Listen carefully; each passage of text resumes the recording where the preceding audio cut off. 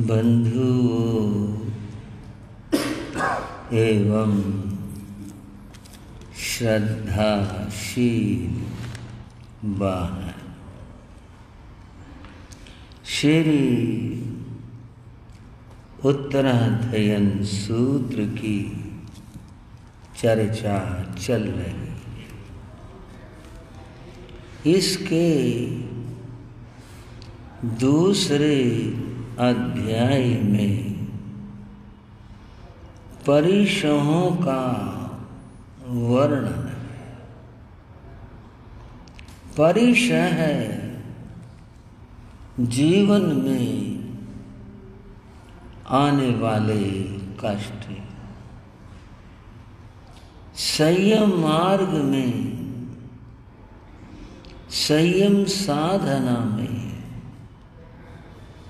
जो कष्ट बाधाएं बनकर आती हैं, उन कष्टों को, बाधाओं को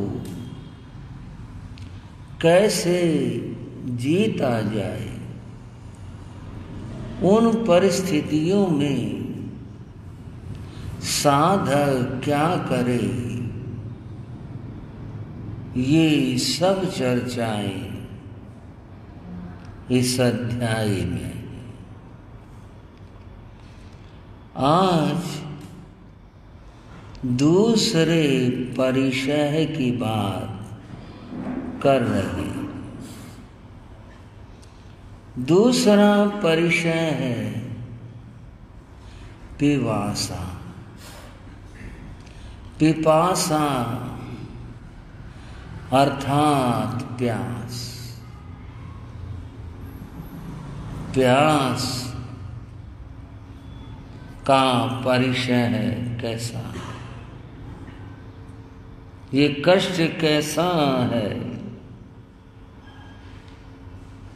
इन स्थितियों में साधक क्या करे। शास्त्र में कहा, छिन्न वायसु पंथेषु आउरेषु पिवासिये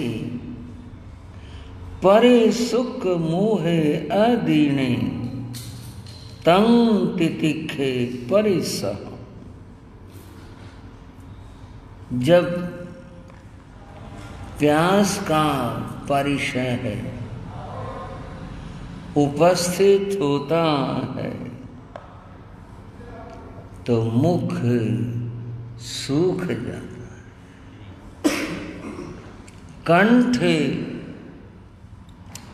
अवरुद्ध हो जाता है। इस स्थिति को हम कहते हैं कि प्राण कंठ में आ गया। बड़ा भयंकर कष्ट होता है इस प्यास का। और यदि इसका समाधान न हो, व्यक्ति को पानी न मिले, व्यक्ति पानी न पिए, तो प्राणों का अंत हो जाता। बहुत भयंकर परिशह है यह तृषा, प्यास। इसके बारे में कहा गया, तृष्णा गृह्यसी घोरा सदैव प्राण विनाशिनी। भयंकर कष्ट है तृष्णा, प्यास, भयंकर कष्ट है। सदैव प्राण विनाशिनी, तत्काल प्राणों का नाश कर देती है। तस्मात् देयम तृषारताय पानीयम प्राण धारणम। इसलिए प्यासे व्यक्ति को पानी देना चाहिए, जिससे उसके प्राणों की रक्षा हो सके। अब यहां बात गृहस्थ की अपेक्षा से शुरू हो रही। पहली बात तो केवल तृषा की बताई थी कि कंठ सूख जाता है, अवरुद्ध हो जाता है, परंतु ये स्थिति दोनों के साथ बन सकती है, साधु के साथ भी और गृहस्थ के साथ भी। पानी की अपेक्षा और आवश्यकता सबको रहती है, पर यहां साधु और गृहस्थ के भेद से दो तरह का विचार किया जाएगा। पहली बात ये कि ये जल पानी दो प्रकार का होता है। आप कहेंगे कई तरह का भी हो सकता है, खारा पानी होता है, मीठा पानी होता है, बकबका होता है, कड़वा पानी होता है, पानी बहुत तरह का होता है, वो और दृष्टि। यहां तो एक दृष्टि है, सचित जल और अचित जल। सचित का अर्थ है कच्चा पानी, कच्चे पानी से अर्थ है जीव सहित सचित जल। अचित का अर्थ है प्राण सुख पानी, जीव से रहित केवल वो पानी है। आप थोड़ा सा समझ लें, जल काय जीवों का जल शरीर है। जैसे हमारा ये शरीर है और शरीर में वास करने वाली आत्मा है, समझ में पाए। जब आत्मा शरीर को छोड़कर चली जाती है तब इसको निर्जीव कहते हैं। ये एक और बात है कि इसमें सूक्ष्म जीव और पैदा हो जाते हैं, वो अलग बात है। बात केवल यहाँ शरीर की है। जब आत्मा शरीर को छोड़कर चली जाती है, उस दृष्टि से ये निर्जीव है। जो जीव आत्मा है वो चली गई। ऐसे ही जलकाय जीवों की बात है। किसी भी कारण से, स्थिति से जब जलकाय जीव उस जल से चले जाते तो वो निर्जीव या अचित जल कहलाता। मैंने कहा चले जाते, कैसे चले जाते? कई कारण हो सकते हैं। प्रकृति से भी चले जाते हैं, मनुष्य के द्वारा प्रयोग में भी चले जाते हैं। जैसे कि व्यक्ति ने अपने प्रयोग के लिए, जो गृहस्थ तो सारे काम करता है, उसको जीवन चलाना और जीना है, पानी गर्म किया तो पानी अचित हो गया। अब उसमें जल का जीव नहीं रहे, वो चले गए। प्रयोग करते हैं लोग, पीने के लिए करते हैं, नहाने के लिए करते हैं, कपड़े धोने के लिए करते हैं, अनेक अनेक प्रयोगों के लिए करते हैं। वो अचित जल है। सचित जल है सीधे सीधे जो व्यक्ति को प्राप्त हो रहा है।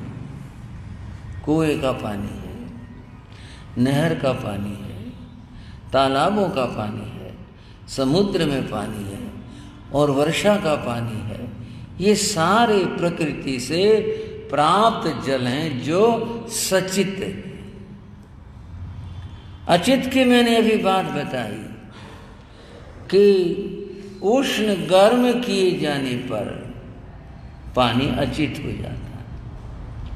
कुछ और भी प्रयोग हैं, वो प्रयोग मैं करने के लिए नहीं कह रहा, मैं तो आपको बात और स्थिति बता रहा। पानी से किसी ने दूध के बर्तन धोते हैं, दूध का रंग बदल गया, पानी का रंग बदल गया दूध के डल जाने से, तो वो अचित जल होता है। इसी तरह बर्तन मांजने का पानी, और पानी, दालें धोते हैं और चीज धोते हैं, जिसमें कि उसका वर्ण, गंध, रस आदि परिवर्तित हो जाए, वह जल अचित होता है। समझ आ गई बात? गर्म तो नहीं किया, लेकिन ये प्रयोग में जो हुआ उससे वह अचित होता है। तो जल दो प्रकार का है, सचित और अचित। साधु जन अचित जल ग्रहण करते, क्योंकि साधु जन 6 काय के हिंसा के त्यागी होते।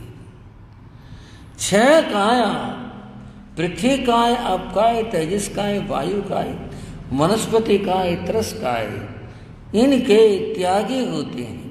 अतएव वे अचित वस्तु को ग्रहण करते हैं, वो ऐसे जल को ग्रहण करते हैं। बाकी बात तो गृहस्थ आचार है। उस गृहस्थ आचार में जो धर्म शास्त्रों ने मार्गदर्शन किया, वो बात अब अलग से समझेंगे। साधु की बात तो यहां तक थी कि भी वो अचित जल ग्रहण करता है, और न मिलने पर परिसुख मोहे अधीणे तंग दिखे परिसम, न मिलने पर वह सचित जल नहीं लेता। न मिलने पर नहीं मिला कभी। बंधुओं, आज वर्तमान में स्थितियां बहुत आसान हो गई। कोई भाई तर्क कर सकता है, आसान हो गई कि आसान बना ली। देखो, ये बात प्रस्तुति का समय है, शास्त्र की बात कह रहा हूं। पहले की स्थितियां होता था, बड़ी मुश्किल से दूर दूर से बहनें सर के ऊपर ढो करके लाती थी। बड़ा मुश्किल काम था, बहुत कठिन काम था। लोग तालाबों का पानी इस्तेमाल करते थे पीने के लिए, तो दूर कुआं जहां कहीं होता वहां से लाते थे, और अपने दैनिक प्रयोग के लिए तालाबों का पानी लेते थे। अब आगे क्या व्याख्या करूं। तालाबों में पशु भी पानी पीते थे, और पशु तालाबों में घुस भी जाते थे, और उससे आगे क्या कहूं, गोबर आदि भी सब इसी तरह होता था। और वो पानी लोग लाते थे, इस्तेमाल करते थे अपनी समझ में ज्यादा ज्ञानी बनने के लिए। भाई उधर पशु हैं, इधर आदमी भरेंगे, इधर ये है, करे जाओ, पानी तो पानी है, घुलनशील द्रव्य है, वहां कोई भेद हो सकता है क्या? पानी उधर रहेगा, पानी इधर रहेगा, इस्तेमाल करते थे। लोगों को खुद पानी बड़ी मुश्किल से मिलता था, जो मिलता था वो बड़ा विकृत जल होता था। ऐसे में साधु जनों को जल मिलना बहुत ही मुश्किल होता था। फिर भी साधु अपने धर्म का पालन करते थे, सचित जल का प्रयोग नहीं करते थे। तो साधु जनों को बहुत मुश्किल से, बड़े ढूंढे से, तलाश से, कठिनाइयों से जा करके जल प्राप्त होता था। उसके लिए कहा, छिन्ना वायसु पंथेसु आउरेसु पिवासे, अत्यंत प्यास लगने पर भी, जरा सुनना, बात को समझना, अत्यंत प्यास लगने पर भी साधु कहीं एकांत में जंगल में चला जा रहा, रास्ते रास्ते, और आगे कोई नदी आ गई और कोई पानी जिसमें स्वच्छ था ऐसा कोई तालाब आ गया। उसको देख करके मन से भी ये बात न सोचे, देख तो नहीं रहा कोई है, तो नहीं कोई, प्यास बहुत लग रही है, अब आगे मैं क्या कहूँ बताना। ये बात मन से भी नहीं सोचे जो मैं आपको बताने लगा कि वे लो चुपके से भर लो, एक अपनी पात्री भर लो, पानी पी लो, एक आगे काम आ जाएगा। ऐसा मन से भी न सोचे। जो स्थिति है उस स्थिति को सहन करे और गवेषणा अचित जल की करे। बंधु, अंबड़ नाम के एक सन्यासी का जिक्र है शास्त्र। क्या नाम लिया मैंने? अंबड़ नाम के सन्यासी। एक सन्यासी था, भगवान महावीर के परिचय में आया। परिचय में आने के बाद उसने ये जाना, अरे धर्म साधना तो महावीर बताते हैं, हम तो केवल मात्र वेश बदल करके और अपना जीवन जीते हैं, खाने के पीने के जो भी कुछ है वो सब करते हैं, साधना तो महावीर बता रहे हैं। उसने प्रतिज्ञा की, भगवान जो मेरा वेश और मेरी परंपरा है मैं वो नहीं छोड़ सकता। महावीर तो कहते भी नहीं थे कभी ये छोड़ के मेरे पास आ जाओ, कभी भी नहीं कहा, किसी को भी नहीं कहा। अगर किसी ने कहा तो एक जो तुम्हारी इच्छा हो, मैं नहीं कह रहा तुम ऐसा कर। अंबड़ ने बड़ा साफ कहा कि मैं अपनी परंपरा नहीं छोड़ सकता, जो अपनी वेशभूषा जो कुछ है मैंने ग्रहण किया, ये नहीं छोड़ सकता, लेकिन मैं साधना आपके बताई हुई करूंगा।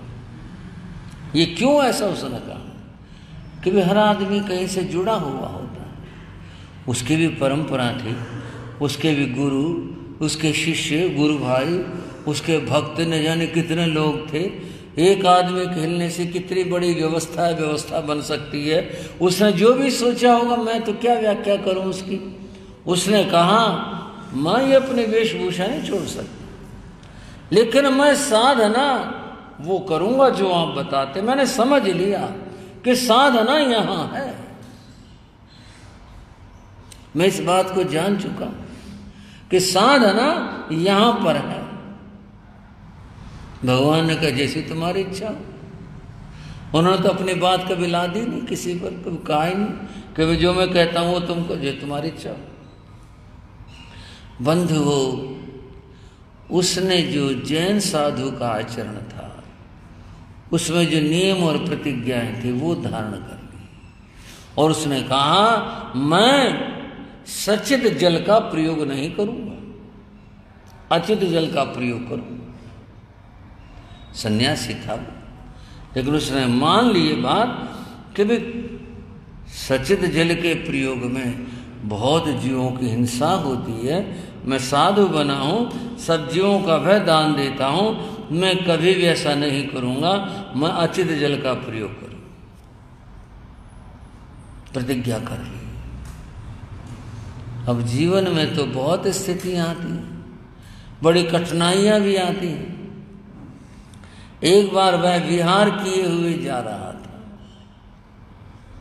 पैदल जा रहा था।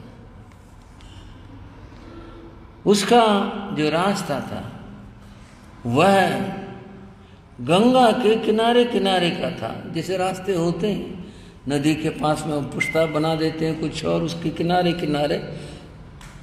गर्मी का समय था, गर्मी हो गई, बहुत तेज धूप हो गई, रेत तप गई, प्यास लगाई, बहुत कठिन प्यास लगाई। अब सामने चुनाव था जीवन का और नियम का। बंधुओं, श्रावक श्राविकाओं, बात को समझना। बस ये परीक्षा होती है जब आदमी को तौल दिया जाता है। उसके सामने था सवाल, या तो वो पानी पी ले, प्रतिज्ञा भंग कर ले, और फिर वो सारी बातें भी मैं क्या दोहराऊं, भाई चलो फिर दंड ले लेंगे, कुछ कर लेंगे, अब तो जान बचाओ अपनी, ये सारी बातें उसके आगे भी रही होंगी। एक ये कि नहीं, भगवान से प्रतिज्ञा ली है, मैं जरा भी उससे विचलित नहीं हो सकता। जब उसने देखा चला नहीं जा सकता, उसने कहा मैं पानी नहीं पीऊंगा, कच्चा पानी, कुछ भी हो जाए। और तब उसने वहां उस गर्मी में, उस रेत में, जहां कोई वृक्ष और छाया उसे नहीं मिली थी, जहां पांव जल रहे थे, भगवान को सुमरण करके हाथ जोड़कर उसने संधारा कर लिया। और बंधुओं, उस सन्यासी ने संधारा करके प्रतिज्ञा को सर्वोपरि रखा, जीवन को नहीं। जीवन को विसर्जित कर दिया। लोक भाषा में कहे कि वह मृत्यु को प्राप्त हो गया, परंतु प्रतिज्ञा भंग नहीं की। ये पानी का, जल के परिचय की बात बता रहा। थोड़ी सी बात बीच में प्रतिज्ञा की भी बता दूं आपको, मन की दृढ़ता की भी बात बता दूं आपको। पूज्य गुरु महाराज योगीराज जी का सन 1966 का चातुर्मास उत्तर प्रदेश के कांधला नगर में था। कस्बा बहुत बड़ा, तो और भी विस्तार हो गया, वहां था। दोपहर का समय था। गुरु महाराज अपने पाठ पर विराजमान थे, स्वाध्याय कर रहे थे। मैं पास में बैठा था। हरियाणा का एक भाई आया। गुरुदेव गुरुदेव, बड़े भावात्मक ढंग से सुने। गुरु महाराज की वंदना की। गुरु महाराज जैसे पुस्तक लिए हुए थे। अच्छा, और भाई ठीक हो?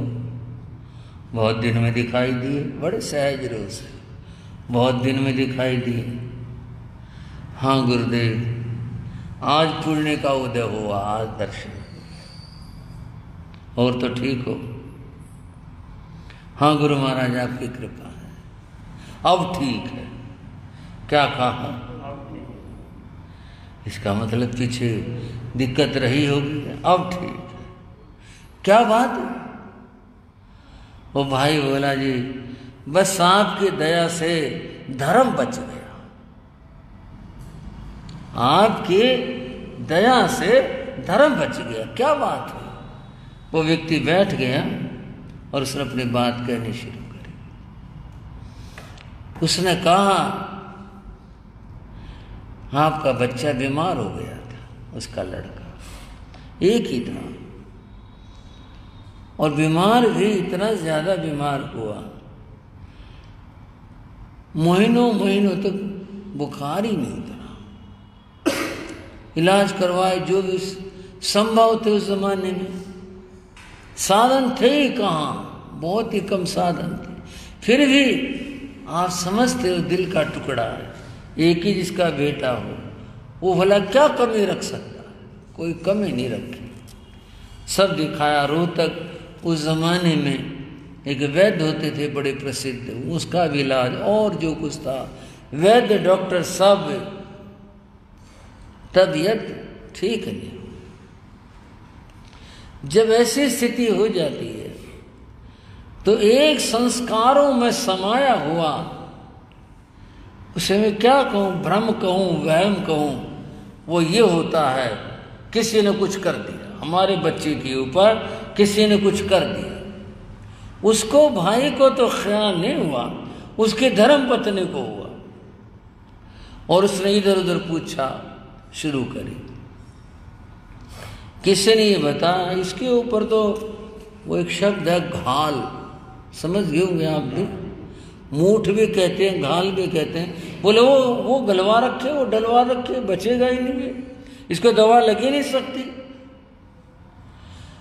तो उसने कहा, स्त्री ने, बच्चे की मां ने, फिर क्या इलाज हो? बड़ा मुश्किल है, पैसा भी बहुत लगेगा, इलाज इसका हो तो जाएगा, है बड़ा मुश्किल। मुसीबत में आदमी क्या नहीं करना। उसने कहा, जी बोलो क्या करना है? उसने और तो जो कुछ बताया, ये लाना, वो लाना, ऐसे करना, ऐसे करना। अच्छा, वो सारी बातों के बाद में उसने कहा, 2 मुर्गी के अंडे लाओ, और वो इन सब के साथ जो जो सामग्री बताई थी, ऐसे करके उसके ऊपर से वार करके, ऐसे पाप के बाद, और फिर ले जा करके ऐसे चुराहे पे यूं करना बताया उसने। वो औरत बहन, उसने कहा, और तो सारी चलो चीज ले आऊंगी, गांव में मिल जाएंगी, कुछ हमारे घर में भी हैं, कुछ सारी बात, पर ये काम मैं कहाँ से लाऊं? और पाप का काम वैसे मैंने कहीं पूछ लिया इस बारे में, सारे गांव में अगर बात पता चल गई, फूट की तो वह बदनामी हो जाएगी। कि वह मुर्गी कंडे पूछती फिर है। उसने अपने पति से बताया, यूं यूं कह रहे। पति ने कहा तू कैसी बात कर रही है, सब कर्म की बात है, इसके कर्म का दुख है, हमारा भी दुख है, कर्म का दुख है। और कभी ऐसा पाप किया करें, पागे पहले पाप का फल था भोग रहे हैं, अब और करेंगे और पता नहीं क्या होगा। बोली ना, जो कुछ है देखो बच्चा यही कि हमारा तो। वो बोला देख बात सुन, मैं तो ये पाप करने का नहीं, बिलना मैं तुझे कहूँ ये पाप कर, और अगर ऐसा करेगी तो मैं घर भी छोड़ दूंगा। इतना माड़ा काम, हम तो एक चींटी की रक्षा करें और ये इतना काम। उसने कहा नहीं, देख ले, सोच ले, ऐसा कर ले, जो भी कुछ था। मैं नहीं करूँ इसका, जो होगा होगा, हमारे भाग्य की बात है। बंधु उस व्यक्ति ने बताया, गुरु महाराज मैंने मना कर दिया, भाई हमने नहीं करना। बस एक काम शुरू किया मैंने और धर्मपत्नी ने, अमल करने शुरू किया। एक दिन मैं करता अमल, दूसरे दिन बच्चे की माँ करती, फिर उससे अगले दिन मैं करता। बस ये हमने तो धर्म की शरण पहले भी थी और हमें कुछ पता ज्ञान नहीं था, बस ये शुरू कर दिया। बाकी हमने फैसला ले लिया हम कोई पाप का काम नहीं करें। और ये आपकी कृपा हुई गुरु महाराज, आपसे धर्म मिला था, गुरु धारणा ली थी आपने, नियम कराए थे, हमारा तो धर्म सुरक्षित रह गया, बच्चा ठीक होना शुरू। बोलो गुरुदेव योगीराज श्री राम जी नाम जी महाराज की। और हमारा बच्चा बिल्कुल ठीक हो गया। बंधुओं, अब ये परीक्षा की घड़ी, फैसले की घड़ी होती है। फैसला कि वे धर्म रखना है या ये जो बात कह रही हैं ये करनी है। बड़ा मुश्किल होता है, कहना सुनना बड़ा आसान होता है, पर जिसके सामने ये स्थिति आ जाए कि वे एक और इकलौता बेटा, और प्रलोभन ये कि भी ठीक हो जाएगा, यूं कर दोगे तो, उस समय में दृढ़ रहना बड़ा मुश्किल होता है, बड़ा कठिन। धन्य उन व्यक्तियों को कि जो ऐसी मुसीबत में अपने प्रतिज्ञा पर दृढ़ रहते हैं और उसके साथ में जो लोग अपने धर्म को सुरक्षित रखते हैं, धन्य हो। बंधुओं, अंबड़ सन्यासी ने फैसला ले लिया, ये जीवन की कोई भी व्यक्ति जिम्मेदारी नहीं ले सकता, तो मरेगा नहीं कभी। और तो पानी पी लेगा तो फिर तो 100 साल को, 1000 साल को, हमेशा के लिए तू सुरक्षित हो जाएगा या इतने समय को सुरक्षित रह जाएगा। उसने कहा प्रतिज्ञा को, धर्म को सुरक्षित रखना है, कुछ हो जाए। संथारा किया उसने, मृत्यु को प्राप्त हुआ, देवलोकों में गया, और वहां गया, वो तो अज्ञानियों के ज्ञान का विषय है, हम तो उसके जन्म की बात करते हैं। उस व्यक्ति ने प्रतिज्ञा को भंग होने नहीं दिया, उसका पालन किया। भगवान ने फरमाया यहाँ पर कितनी कठिनाई आ जाती है उस समय साधक के सामने, लेकिन साधक अपने प्रतिज्ञा का भंग न करे और वह सचित जल को पीने की कामना भी न करे। पीना तो दूर रहा, वह उसे ग्रहण करे ऐसा सोचे भी नहीं, अपने प्रतिज्ञा के ऊपर दृढ़ रहे। बात प्यास की, पानी की और व्यक्ति की चल रही है, प्यास की और पानी की और व्यक्ति की चल रही। एक बार एक राजा किसी महात्मा के पास गया था। राजा ने कहा ये आशीर्वाद दे दो। महात्मा ने कहा धर्म किया करो। जी वो तो ठीक है, पर मेरे को आप सोच सकते हो कहाँ समय मिलता है, राजकाज में इतनी व्यस्तता रहती है, कहाँ समय मिलता है। महात्मा ने कहा ये कुछ नहीं है, जो कुछ है वो धर्म है। राजा थोड़ा सा बोला आप तो महात्मा हो, हम महात्मा थोड़े हैं, हमें तो सारी बातें देखनी होती हैं। भला राजकाज में कहाँ समय होता है। महात्मा ने कहा राजन एक बात बताओ, चलो आपकी बात ये मैं करता हूं, तुम्हारे राज्य की कितनी कीमत होगी? ये कोई सवाल हुआ महात्मा जी? आप संत हो इसलिए आप कह रहे हो, बाकी ये कोई सवाल है? कोई आदमी कहे राज्य की कितनी कीमत होगी? राज की कीमत लगाई जा सकती है? किस चीज की कीमत लगाओगे? जमीन ना हो तो कहाँ खड़े होगे? इतनी जमीन मेरे पास में, इतना बड़ा हमारा राज्य है, फिर और बातें गिना दी उसने तो, धन के, वैभव की, खजाने की, कोष की सारी बातें, सेना की सब बातें। बोले जी राज्य की कीमत कोई लग सकती है? साधु चुप हो गए। चले एक और बात बता दो, तुम एक कल्पना करो कहीं जा रहे हो और तुम रास्ता भटक गए, तुम्हारे साथ सेना थी वो पीछे रह गई, तुम उलझ गए, अकेले रह गए और तुम जा रहे हो, तुम्हें प्यास लगाई, इतनी ज्यादा प्यास लगाई तुम्हारा कंठ सूखने लगा और रास्ते में एक कोई व्यक्ति मिला, कोई भील, कोई जंगलवासी, तुमने उससे पानी पूछो और वो कहे पानी का एक गिलास है पर मैं ऐसे नहीं दे सकता, मैं तो बेचूंगा। आप क्या कहोगे? बेच दे भाई, क्या लेगा? 1-2 सरफी ले ले और क्या लेगा? कि मैं तो नहीं दूँ 1-2 सरफी में, लाख रुपए ले ले, पानी का गिलास दे दे। बोले ना ना मैं नहीं दूँ। और तुम्हारी स्थिति ऐसी कि बोलना मुश्किल हो रहा हो और वही शर्त रख दे ये राज मेरे नाम कर दे, पानी का गिलास ले ले। राजन सच बताना, उस परिस्थिति में क्या करोगे? बोले जान बचाऊंगा। जान बचेगी तो राज होगा ना, आगे बात होगी। बोले तेरे राज की कीमत 1 गिलास है पानी का, बस इतना ही है। तूने खुद मान ली इस बात को। बंधुओं पानी की कितनी कितनी विचित्र बात है। इस पानी को लो और जो व्यर्थ में गिराते हैं तो मैं यही सोचता हूँ वो पानी की कीमत नहीं समझते, पानी का क्या मूल्य है। पानी की बात इस दूसरे परिचय में अगर समझ ली जाए, जिसको मैं सोचता हूँ आगे चर्चा करेंगे, ये तो बड़ी अमूल्य चीज है, इसकी कोई कीमत नहीं है, कोई इसके बदल नहीं है कि पानी के बदले ये चल जाएगा, ये हो जाएगा।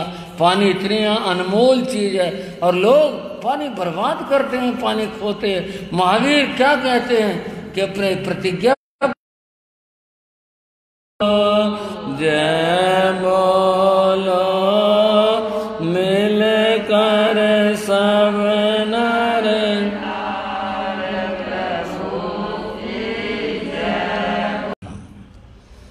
चत्तारि मंगलम अरिहंता मंगलम सिद्धा मंगलम साहू मंगलम केवली प्रणतो धम्मो मंगलम चत्तारि रघुत्तमा अरिहंता रघुत्तमा सिद्धा रघुत्तमा साहू रघुत्तमा केवली प्रणतो धम्मो रघुत्तमो चत्तारि शरणं प्रवज्यामि अरिहन्ते शरणं प्रवज्यामि सिद्धे शरणं प्रवज्यामि साहु शरणं प्रवज्यामि केवली प्रणतं धम्मं शरणं प्रवज्यामि।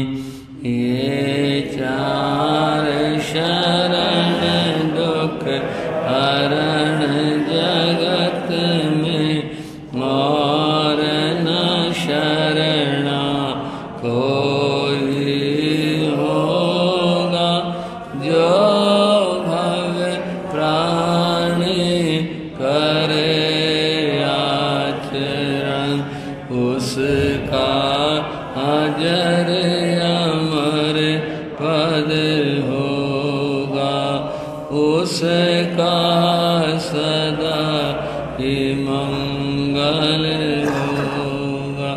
मंगल आशीर्वाद, मंगल आशीर्वाद, मंगल आशीर्वाद।